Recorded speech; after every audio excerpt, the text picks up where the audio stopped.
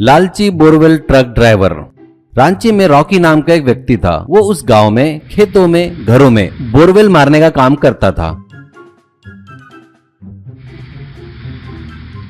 वो बहुत लालची किस्म का आदमी था। लोग उसे अगर 200 फीट बोरवेल मारने को कहते तो वो सिर्फ 150 फीट ही मारता था और 200 फीट के पैसे वसूल करता था और उन पैसों से अपने दोस्तों के साथ मिलकर पार्टी करता था, पीता था और एंजॉय करता था। ऐसे ही एक दिन एक आदमी के यहाँ बोरवेल मारता है, पानी फुल आता है, उससे वो 2 मटकों में पानी भर देता है। अब रॉकी उनसे, वाह जीतू भाई, बहुत ही किस्मत वाले हो। ये पानी की धार नहीं अमृत की धार है। अब आपको फिक्र करने की बिल्कुल जरूरत नहीं। आसपास के गांव में आपके बोरवेल को लगा पानी किसी को भी नहीं लगा। सच में बहुत ही जबरदस्त किस्मत है तुम्हारी। अब अगर मुझको पैसे दिए तो मैं यहाँ से चला जाता हूँ। ये सुनकर, क्या रे रॉकी, 200 फीट बोला तो 100 फीट ही बोर मारा, क्यों, ये क्या है? रॉकी, क्या भाई मजाक कर रहे हो? मैं तो 200 फीट बोरवेल मारा हूँ, यकीन न हो तो गिन लो। लेकिन मुझे देने वाले पैसे में से 1 भी रुपए कम हुआ ना तो बाजू की मिट्टी लाकर बोरवेल में भर दूंगा। इतना ही नहीं, जिंदगी में दोबारा तेरे यहाँ कोई बोरवेल मारने नहीं आएगा, ऐसा कर दूंगा। ऐसा कहता है। ये सुनकर जीतू घबराकर चुपचाप उसे पैसे लाकर देता है।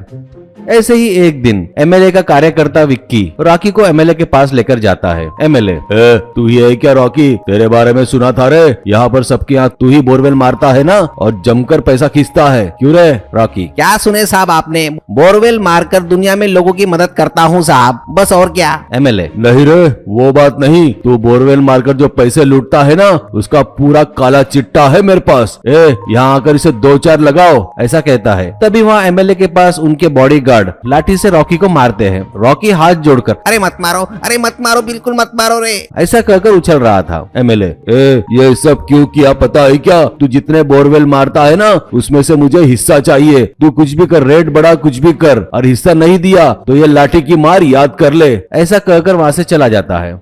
अब रॉकी से विक्की, ये हमारा एमएलए थोड़ा पागल है, ऐसा ही काम करता है। हर चीज डरा धमका कर लेना चाहता है। इलेक्शन का टाइम नजदीक आ गया है, इसलिए उसका हिस्सा चुपचाप दे दे और जिंदा रह ले। रॉकी, भाई पहले ही ऐसे लोगों से मुझे बहुत डर लगता भाई, मुझे जो मिलता मैं उन्हें दे दूंगा। ऐसा कहकर चला जाता है। अब रॉकी बहुत सोचता है और अपने दोस्तों के साथ पीते हुए एमएलए के बारे में सोचकर बहुत गुस्से से चिढ़ता है। ऐसे ही बहुत सोचकर एक प्लान बनाता है। एक दिन अपने दोस्त की ट्रैक्टर ले जाता है। उसमें बोर मारते वक्त जो कीचड़ निकलता है वो उस ट्रैक्टर में भरकर ले जाकर एमएलए के घर के सामने डालता है। ऐसे ही वो 3-4 ट्रैक्टर डालता है।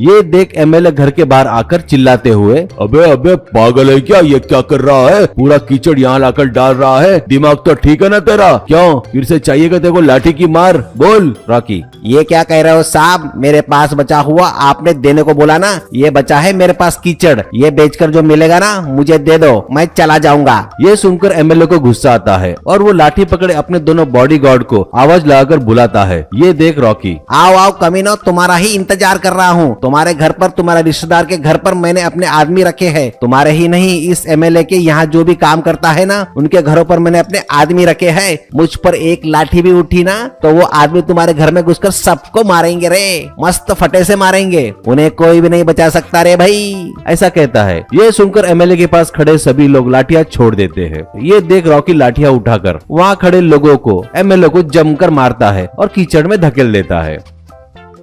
और फिर रॉकी, एमएलए तू क्या समझ रहा है? तेरे पास ही आदमी है क्या? मेरे भी बहुत से लोग हैं रे। तेरे आदमी पैसे दिए तो, कॉन्ट्रैक्ट दिए तो तेरे पास आते, लेकिन मेरे दोस्त बस एक क्वार्टर शराब पिलाए तो मेरे पास आ जाते। याद रखना हमेशा, क्लासमेट्स बड़े होते हैं, तुम लोग बहुत ज्यादा कॉस्टली लोग हो, पर मैं बहुत सस्ता हूँ। मेरे आड़े आया ना तुम्हारा काम तमाम समझो, कहकर वहाँ से चला गया।